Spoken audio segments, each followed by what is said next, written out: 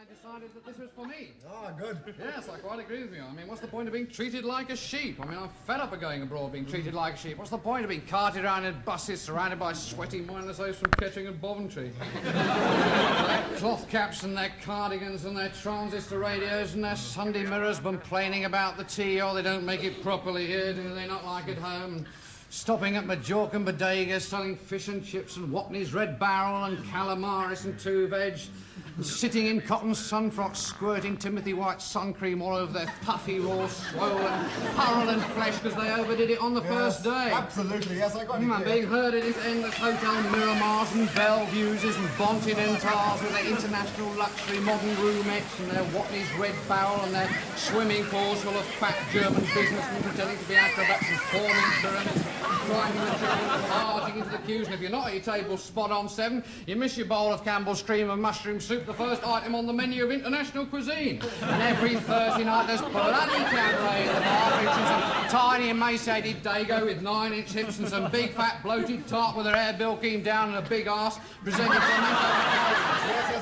and then surrounded by adenoidal typists from Birmingham with diarrhea and flabby white legs trying to pick up hairy bandy-legged what waiters call Manuel. And then once a week there's an excursion to the local Roman ruins where you can buy cherryade and melted ice cream and bleeding Watney's Red Barrel. Then one night they take you to a local restaurant with local colour and colouring, and they tell you then you sit next to a party of people from Rill who keep singing Torre Molinos, Torre Molinos, and complaining about the food. Oh, it's so greasy, isn't it? And then you get cornered by some drunken greengrocer from Luton with an Instamatic and Dr. Scholl sandals and Express, and he drones on and on and on about how Mr. Smith should be running this country and how many languages Enoch Powell can speak, and he throws up all over the queue believers.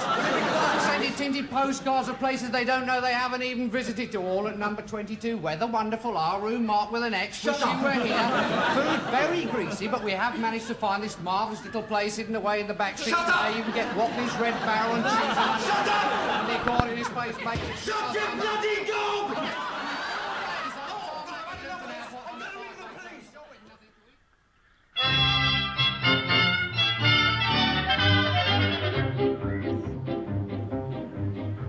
In tropical climes there are certain times of day when all the citizens retire to take their clothes off and perspire. It's one of those rules the greatest fools obey, because the sun is far too sultry and one must avoid its ultraviolet ray.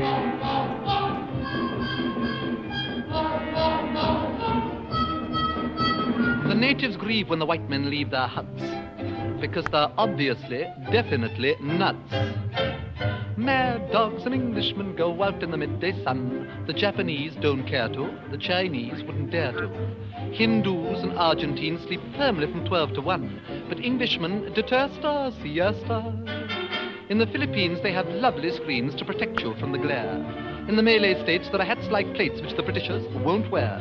At 12 noon the natives swoon and no further work is done, but mad dogs and Englishmen go out in the midday sun.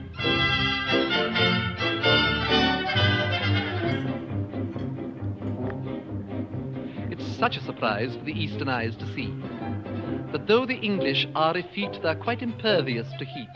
When the white man rides, every native hides in glee, because the simple creatures hope he will impale his solar topee on a tree.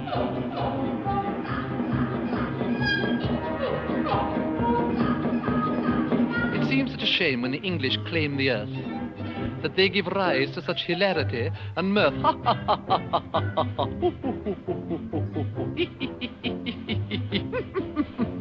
Mad dogs and Englishmen go out in the midday sun. The toughest Burmese bandit can never understand it. In Rangoon, the heat of noon is just what the natives shun. They put the Scotch or rye down and lie down in a jungle town where the sun beats down to the rage of man and beast. The English garb and the English sob merely gets a bit more crease. In Bangkok, at 12 o'clock they foam at the mouth and run. But mad dogs and Englishmen go out in the midday sun. Mad dogs and Englishmen go out in the midday sun. The smallest Malay rabbit deplores this foolish habit. In Hong Kong, they strike a gong and fire off a noonday gun to reprimand each inmate who's in late. In the mangrove swamps by the python romps, there is peace from 12 to 2. Even caribous lie around and snooze if there's nothing else to do. In Bengal, to move at all is seldom if ever done. But mad dogs and Englishmen go out in the midday, Could they actually call this entertainment? out in the midday, out in the midday, out in the midday, out in the midday sun.